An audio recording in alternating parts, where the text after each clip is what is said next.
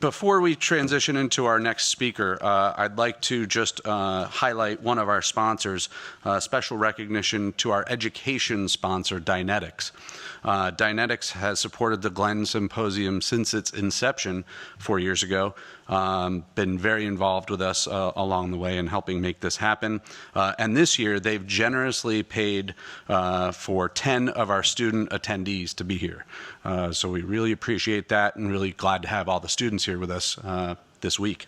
So thank you again to Dynetics for that. For our next speaker, let's please give a warm welcome to our first GlennExtra speaker. Now, the GlennExtra is a little bit of a shorter segment, just to give you a taste of something specific in the industry. And with us today is Justine Kasznica from the Keystone Space Collaborative. She's a founding board member for that initiative. And just really quickly, the Keystone Space Collaborative is a leading catalyst for the growth and success of the commercial space sector in this tri-state region of Pennsylvania, Ohio, and West Virginia. Through awareness building, connections, and other programs that leverage the unique strengths of this region, they play an important role in job creation, inclusive prosperity, and growth of the regional space industry. With that, welcome, Justine. Thanks so much, Glenn. Good afternoon. I'm an attorney, so I apologize if this is going to run over time. Please have questions ready. There's popcorn outside if you want to. It's great to be here. Thank you, Jim, and to AAS for having us to be here at the John Glenn Memorial Symposium. Wanted to tell you a little bit about who we are as the Keystone Space Collaborative. We are a nascent 501c3 organization. I see many familiar faces who were able to come to Pittsburgh for our inaugural conference in April of this year. It was a fantastic turnout. I'll tell you a little bit more about that. But if we can, I guess, who's doing slides? I don't see it.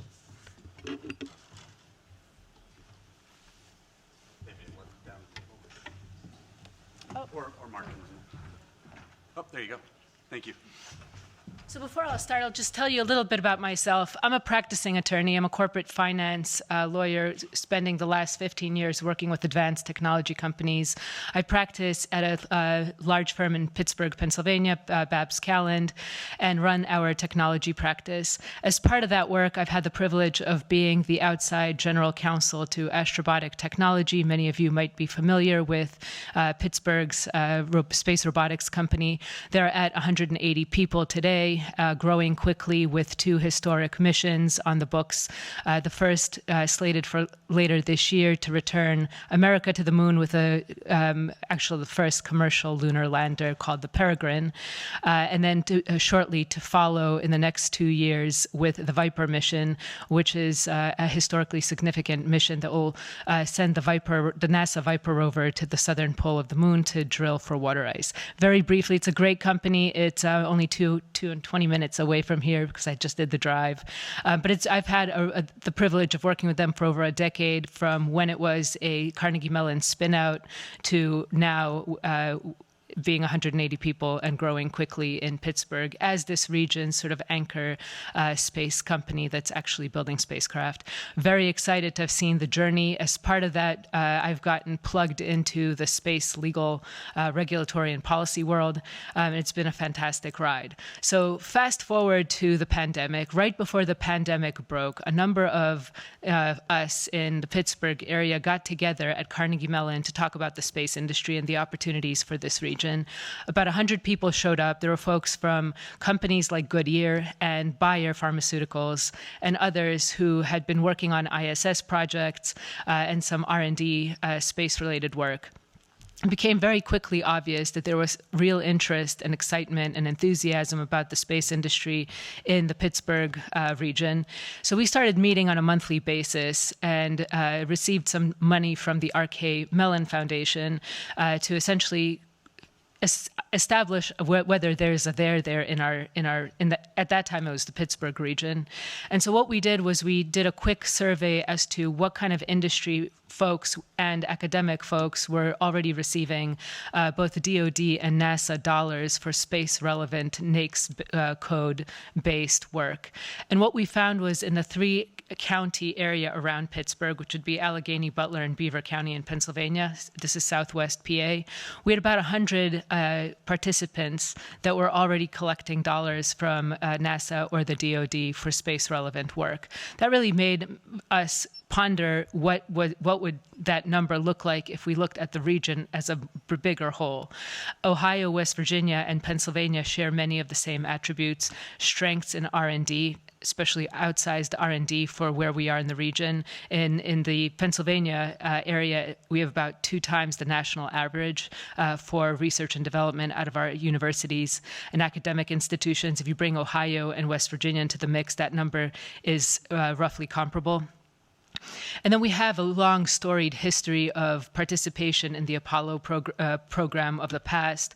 Obviously, we're sitting here in Cleveland with its own history in the Apollo era, as you all well know, the NASA Glenn Center being here, and then the Katherine Johnson IV&V Center in West Virginia. So we have these tremendous assets and a history of shared advanced manufacturing, technical machining, material science and chemicals, a lot of the attributes that I think will become all the more interesting and powerful as we look towards the global space economy, which is projected to grow to about, a large number, $1 trillion by 2030 or 2040, depending on which bank you believe.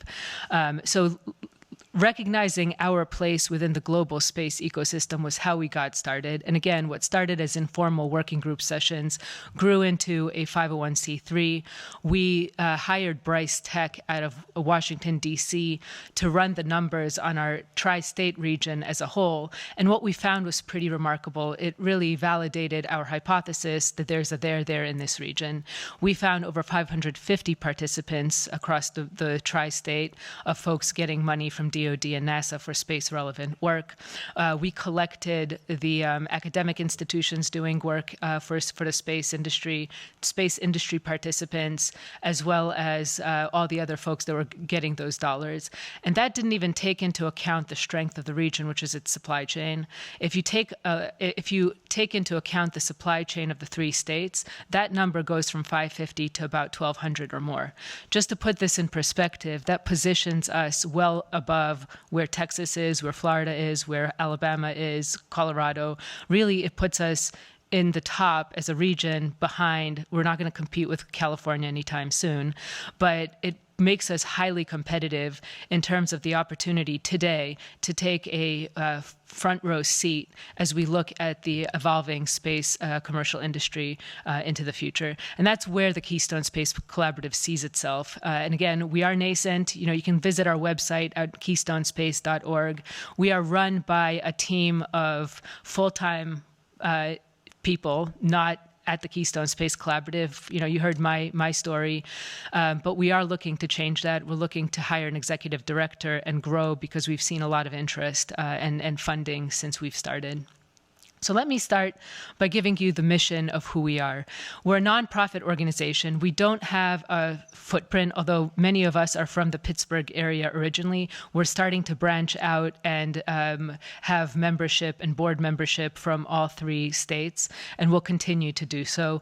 We may have a brick and mortar place to call home at some point, but right now the pandemic has taught us and that working as a region can be done remotely. And so right now we don't really have a physical headquarters. We're keeping things very lean. Our mission is to support and serve the tri-state area and the region, Pennsylvania, West Virginia, and Ohio, its growing space industry. We want to attract and expand the next generation of space industry businesses and talents in the region. And based on what we just described and found with the industry report, we believe we are already in a very good position to build on what we have in this region already to grow that. We are regional stakeholders representing industry, academia, economic development, and government organizations committed to positioning this region as a national and global space economic engine. One illustration of how a nimble organization like us can really make an impact is with our inaugural conference, which we held in Pittsburgh, adjacent to Astrobotic at the Carnegie Science Center in April of this year. In our first inaugural conference, we were able to bring the NASA administrator to Pittsburgh, as well as 2 associate administrators to Pittsburgh for this conference. We were able to bring Governor Tom Wolf in, Congressman Matthew Cartwright, appropriator from Pennsylvania's Northeast Pennsylvania region, District 8, as well as Senator Shelley Moore Capito from West Virginia, and a number of representatives and staffers from Ohio, West Virginia, and Pennsylvania federal delegations. This was a huge success. We had about 300 other participants that came to Pittsburgh in April to really celebrate and help us architect what the priorities for the region should look like. Where we fell short, and this is because this is our first year doing this, is we'd like to have more participation from Ohio. We had a number of Ohio folks and industry representatives there, but we'd like to do better. We'd also like to do more focus on DoD. We are very civil space heavy at this conference, and as we move towards next year, we're looking to expand to partner with SpaceWorks, AFWorks, the DoD, and other organizations that can kind of bridge the gap between civil and military space. If you look at the space ecosystem at a glance, I mentioned this, these are the space ecosystem participants. Again, we're not taking into account the supply chain, which is where I think the real opportunity lies. It gives you the breakdown of industry, academia, government, and investors. In short, we have all the participants that we need to build a growing innovation cluster and engine in this tri-state. And if you take one of the interesting elements of this region is that we already have presence from some of the major OEMs, the Northrop Grummons, the Lockheeds, they're all present in the region. What we can do to help bolster their interest and participation in space falls on our shoulders. We also have a number of publicly traded companies like ANSYS that bought AGI 2 years ago, and that kind of brings a powerhouse public company aspect to this region. We also have a number of aerospace manufacturers like Howmet, division of formerly Alcoa Aerospace. We have Parker Hannifin. We have a number of other players that are household names to us, but having those anchors in the region can help the younger, smaller businesses really partner and participate in some of the fantastic programs that are coming online in the space industry. Our goals are primarily as an advocacy organization. So as we grow, we see our role as an amplifier of the great work that's being done in this region already, as well as an attractant to new participants and existing participants from outside the region who look at our region as a place to, for low cost of living, great place to do business, and tremendous access to suppliers and technical R&D. And I think that narrative is not lost. I've been talking to a number of folks from the universities around here, from Carnegie Mellon, from Ohio State, from Penn State, both who are designated as aerospace schools. And they will tell you that this region is ripe and ready to really take the next step. Public-private partnerships, academic industry partnerships will help us position this region in a way that I think will be highly competitive, if not, at the forefront of the next decade of the space industry as it grows. Again, our core 4 focuses are number 1, advocacy, talked about that. Industry, we want to create and attract and draw space-related businesses and funding opportunities to the region and support space entrepreneurs, startups, and emerging technologies around the region. The story of Astrobotic is very poignant because it really was a faculty with students that wanted to participate in the Google X Prize, and a decade later, was a standalone company, space company, doing very well and growing. And there's a lot more opportunity where that came from, given the amount of R&D and academic institutions and innovation programming available to us in this region. Academia, we want to map, and it's similar to what we started with the industry report, where we're mapping who the participants are. If you go on our website, you can see our initial ecosystem map that's going to get polished and refined over time. If you go on that website and you don't see yourself or your organization on it, please, there's a pop-up query intake form. Please fill it up and you will be populated on our ecosystem map. Someone who came to the conference was from Northrop. They said to me, this is worth its weight in gold, this map. No one's done an assessment of this tri-state, and what we're finding here is amazing. People are finding suppliers that they can partner with. People are finding partners.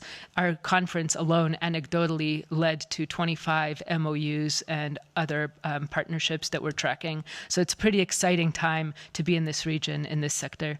And then finally, workforce development. I think we all recognize, and one of the challenges that we experience at Astrobotic is attracting talent. Not a lot of people know this region as a space region today. And when you're relocating your family from California to Pittsburgh or to Cleveland, you want to know that, you're not alone. And if things don't work out in one institution, there's others that you can go to. We're not quite there yet. And so one of the things that we're trying to do is start seeding a skills matrix that goes all the way back to middle school, where most kids literally turn their eyes from STEM because they have bad experiences. We all grew up loving the stars and learning about, the historic space programs of the past.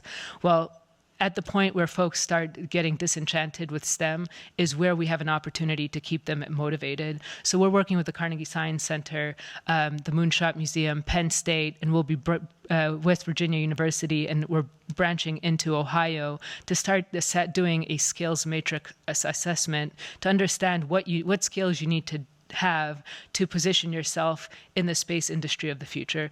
I'm a lawyer, I can't code for the life of me or do tech, so forgive me, but I found my way to the space industry, and that narrative is available and to all the students and the young folks in our region, and they are desperate for good, well-paying jobs. This is an opportunity to be, inclusive of rural communities, urban communities, because space is a magnetic draw to folks.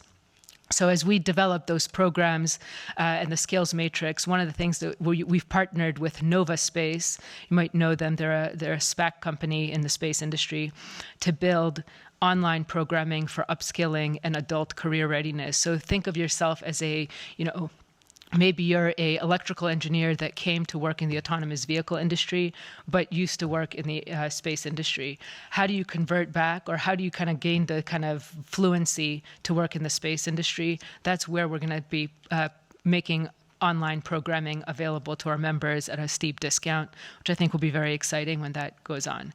So bottom line, look at our website, become a member if you're not a member of the Keystone Space Collaborative now. Raise your hands, introduce yourselves to me. I'll hang around for a little bit here today. I'd love to meet you.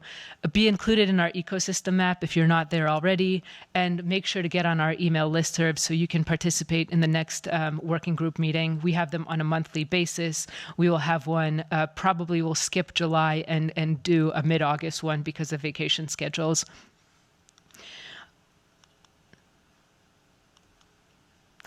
Our board of directors, there's 6 of us right now. Myself, attorney, told you my story. We have Bernie McShay, who spent 10 years in Space Florida, so he understands how do you build kind of a space-heavy ecosystem. We have Brian Musica, who's with Advanced Cooling Technologies out of Lancaster, PA. Jonathan Volk, who is now with Sierra Space, and Priscilla Beal, who is with Genentech. And most recently, John Horak. I'm thrilled to point a finger, raise your hand, John. John's been thrilled to join us. Well, actually, we're thrilled to have him join us. I don't know how thrilled he is. But he, with his background and the work that he's doing in Ohio State, we are absolutely delighted to have his both, experience at NASA, academia, and industry. He brings all of that to bear, and we're very excited to have him. We're actually actively looking for additional advisory board members and board members. So if you have an interest, please look me up. And then our progress, I mentioned some of the things that we've done, but we have the ecosystem map, the industry report, which is all available on our website. Our ecosystem development report that looks at the real unique strengths of these 3 states by doing a deeper dive into the 3 states and seeing how we can partner with these existing institutions and organizations. We're not trying to reinvent the wheel. We're trying to use the wheels that exist here already and partner. Our model is very strong on partnerships. And then, of course, our inaugural conference, which will continue next year. We're currently debating whether it's going to be in Pittsburgh every year or if it's going to travel around the region. We're thinking that there'll be a traveling component to it to make sure that more eyes are brought to various parts of this exciting region. And then program speaker opportunities, et cetera. We had a great investor forum where we brought top space West Coast investors to talk about their funding priorities. Obviously, that's taking a little bit of a nosedive now in the post-SPAC world at this current economic climate, but that'll expect to bounce back in the next 18 months or so. We're currently looking to hire our executive director. It's still not too late. If you know really talented folks who can speak fluently to all the stakeholders for space in this region, please let me know. Please send me their resumes. We're putting on with NASA and SMD, an industry day in Northeast PA. We're modeling this out to see how it's going to work. Basically, 40 folks from NASA are showing up in Scranton, Pennsylvania with us to meet the suppliers in the region and get them excited about participating or converting and doing business with NASA. If that works, NASA has committed to take that model to other parts of this region. That can be a fantastic and exciting opportunity for our suppliers to get plugged in to some of the great work that NASA's doing. We're building out our industry council. We have a 12-company team right now of executive-level decision makers who are helping to drive our strategy so that we're never floundering in the dark without input from industry on what their needs are in this region. That's something that's very important to us. Nova Space Literacy Programming, talked a little bit about that. Sierra Space wants to build an innovation challenge that they will run similar to the MASH challenge in Boston in this region. So that'll be a great opportunity for folks who want to send projects or early stage technologies to the ISS and future progeny of the ISS that's commercial. So more on that as we go. And then, continuing to build out this R&D map. These universities have tremendous talent that's developing space R&D as we speak. No one's really done a catalog of what that looks like so that partnerships can be forged. At our conference, we had a number of students who raised their hands and said, heck, we never knew you existed. We don't know what's we didn't know about all the great things that are happening in this region for space. How can we sign up with you and be an ambassador to our respective universities to let them know what you guys are doing? Let them know about symposiums like this one, drive attendance to that. I mean, it's so important to get people just read in on what's happening in this region. And then finally, more programs planned, including our conference next year. Probably going to be early May, not late April this year, but we're looking at congressional schedules and other large space conferences. I think I've spoken way too much, but we'd love to hear from you. If you have questions on our work and what we're trying to build, if you have ideas, please let me know. I don't know if we have time for questions. I probably ran over, as I promised I would, but...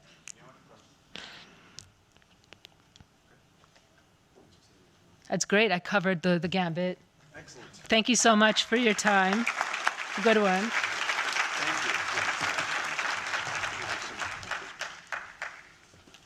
All right. Thank you very much, Justine.